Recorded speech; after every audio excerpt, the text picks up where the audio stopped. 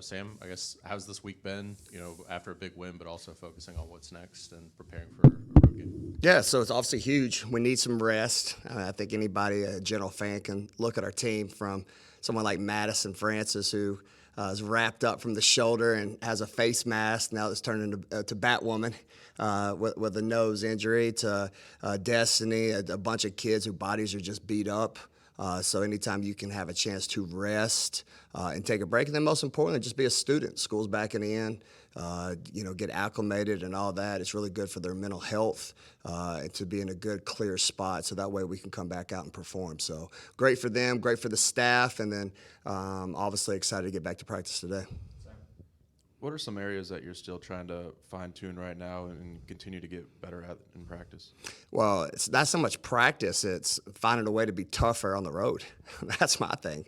We've talked about it all year. We've been unbelievable here at home, but you're going to hear me say this 400 times, and I'm not trying to be a smart aleck when I answer your questions. It's as simple as this. We got to get tough.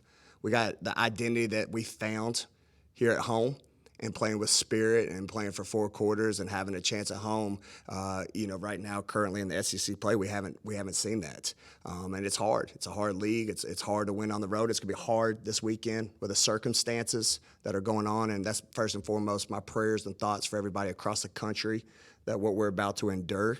But at the same point, we're going to have to find a way, no matter how the cards are dealt, whether the game will be moved up, things will change, no fans at the game.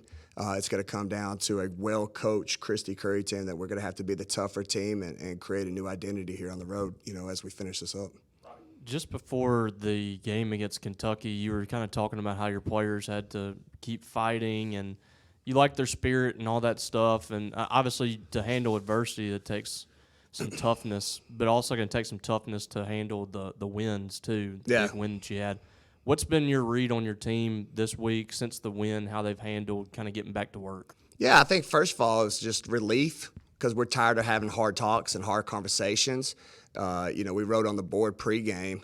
I told him, I said, y'all, this is not going to be a big speech. We spoke several times, after the game up north, some other ones, the Oklahoma, like, okay, what do we do wrong? Great dialogue and conversation. And I told him at some point it's time. It's time to learn from that. It's time to learn from the Vanderbilt game where you had an opportunity there and just go out and go get it. And I thought they responded. And it's great to see that simple conversation turn into a result. But again, my energy and focus, and I think theirs too, is we know we've got to find a way to be a different team on the road and be a tougher team, and I think that's our focus right now. So that's what excites me is as much as you could be satisfied for a huge top 10 win here against Kentucky, we're still searching for that identity on the road. What are your thoughts on this Alabama team, and what kind of stands out to you when you watch them on film? A lot. I mean, first of all, again, this is welcome to the SEC, right? It was fun watching all the games last night, and again, it's hard to get a win on the road in this league, especially on the women's side. First of all, they're 17-3.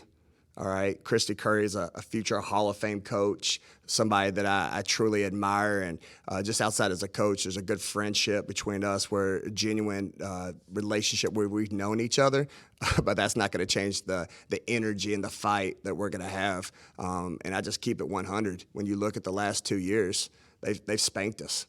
Like last year was embarrassing here on our Pink Think game, where they came out and just punched us in the face. So they're going to be well set up, well balanced.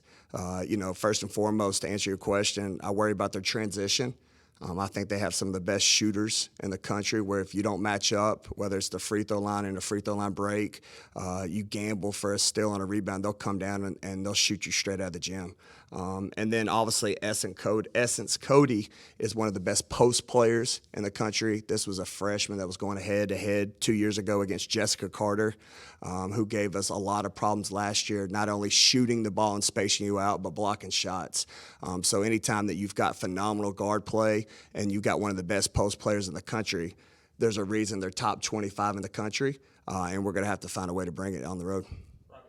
They lost, obviously, a huge piece of what they do with Barker, and she was there for several years, did some big things for them. Yeah. How have they transitioned? I mean, obviously, with the transfer portal, everybody's kind of dealing with losing some great players, but how they're going to transition when losing her leadership, you think? Yeah, no, you're exactly right. When you look at those last 2 years, Barker's been that one that's been, thank God she's graduated, kind of player. But again, it's a testimony to Christy Curry, her staff, is there's a culture about them that they find those kids who just make hustle plays.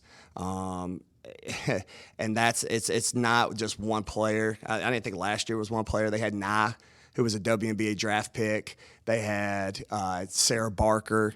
They had a point guard last year. I can't think of the name right now off the top of my head, but they were loaded in talent. So again, for them to be 17-3 and lose 4 major players off last year's team, again, it's a commitment to their team basketball, their team motto, and their team energy. And again, it starts for me with Essence Coating. You mentioned the importance of getting fresh this week, and with some freshmen on your team like Madison, J. Lou, have played a lot of basketball. How have you kept up with them in terms of their adjustment to being a year one important player in an SEC team? Yeah, I don't think that's a great question, but I don't think you ever can really fully understand that until your sophomore year. You're telling them, hey, you get a break, and they're like, okay. But for them, it's a long period. It's a long season. So until I think they have a chance to the end of the year in March to reflect of how big the off weeks and the bye weeks are, they can fully comprehend how nice it is to have just 2 straight days that are off and, most importantly, no games. So what I love about them is I don't really bring a lot of that stuff up, especially how important they are for our team as freshmen.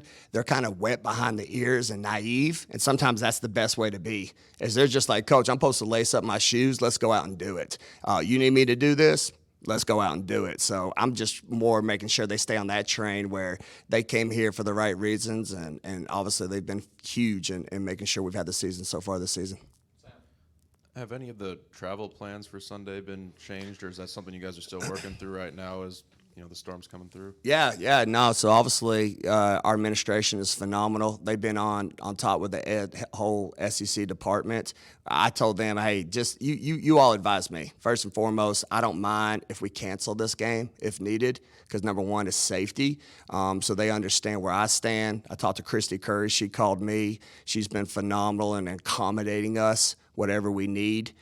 So we're hearing great reports. We have another follow-up here probably in about another hour, all right, at 12 o'clock. So, again, everybody has been phenomenal of first and foremost safety. And like I said, if we have to change this and move it into a 3-game week next week, I'll do it, because at the end of the line, I don't want my kids in a bad situation or stuck somewhere where that's the most important thing. Thank you. Appreciate y'all. What's tomorrow? Saturday? Yeah. I'm planning on leaving wheels up 12 o'clock.